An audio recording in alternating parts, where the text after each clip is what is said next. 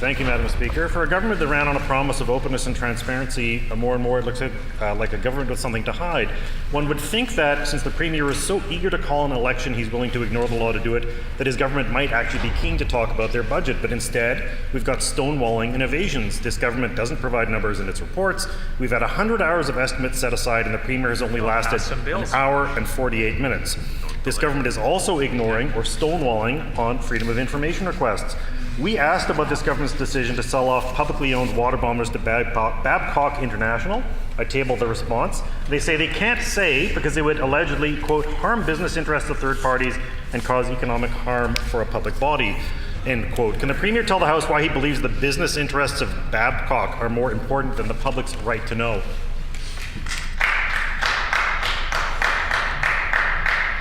The Honourable Minister of Finance. Well, thank you, Madam Speaker. And our government is extremely proud of being open and transparent, having one of the most open and transparent governments in really the province's history. Look at our consultations where we listen to Manitobans on a daily basis to get things done. Another example of listening to Manitobans is the policy change we made today with the tobacco tax. We had the Canadian Cancer Society, it's here. Our government is always listening to Manitobans.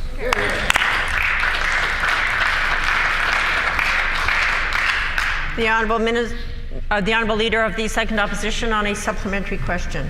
Thank you, Madam Speaker. One of the other freedom of information requests we made was about MLLC, Manitoba Liquor, Lotteries and Cannabis. After we heard that this Premier and his Chief of Staff were doing an end run around the board and directly telling that Crown Corporation what to do. There was no response in the department unless you count the Premier ditching his Chief of Staff and shuffling him into another department. At this point, that information that we requested won't see the light of day until after the next election. Did the Premier get rid of his Chief of Staff for interfering in Crown corporations? Or was he turfed because he told the Premier something he didn't want to hear? That calling a snap election is a bad idea, for example.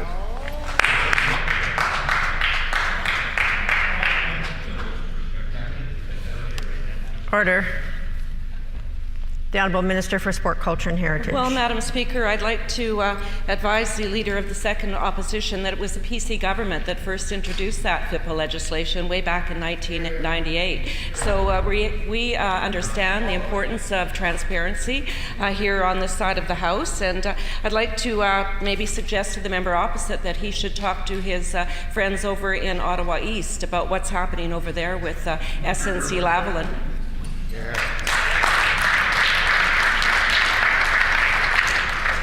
The Honourable Leader of the Second Opposition on a final supplementary. We could always talk to the member from Costa Rica North, Madam Speaker, but he's not available. Now, it's not news that this Premier has no interest in hearing anyone's Order. views.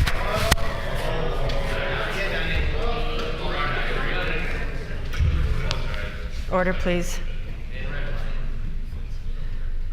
It's a breach of our rule in this House to refer to members by some titles that are not appropriate, and that I would encourage the member that when we are speaking and referencing ministers or the Premier, that it should be by their titles.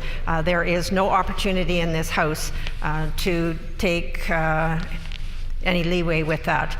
Members are supposed to be addressed by their proper titles. The Honourable Leader of the Second Opposition. For now. I apologize, Madam Speaker. I also wonder whether this government's concerns about the carbon tax are that they'll face a personal bill for all their gaslighting. It's not news that this Premier has no interest in hearing anyone's views but his own. We know this government granted over $10 million in untendered contracts to a donor without going through Treasury Board.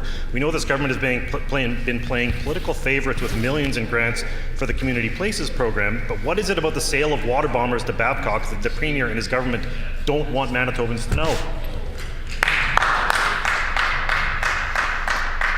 The Honourable Minister of Families. Well, thank you very much, Madam Speaker. And here's a member that doesn't respect the rules of this House, Madam Speaker. He didn't respect them just a few minutes ago. He didn't respect them all the way through question period and after question period, Madam Speaker. He doesn't respect the rules of the House. He also doesn't understand the FIPPA laws, Madam Speaker. When it comes to open RFPs, Madam Speaker, those are not FIPPable. So perhaps if the member opposite would spend his time doing his homework, Madam Speaker, that maybe he would get it right, Madam Speaker. So I would suggest that before he comes here and breaks all the rules of the chamber, that he actually understands the FIPPA rules before he starts throwing these kinds of allegations around, Madam Speaker.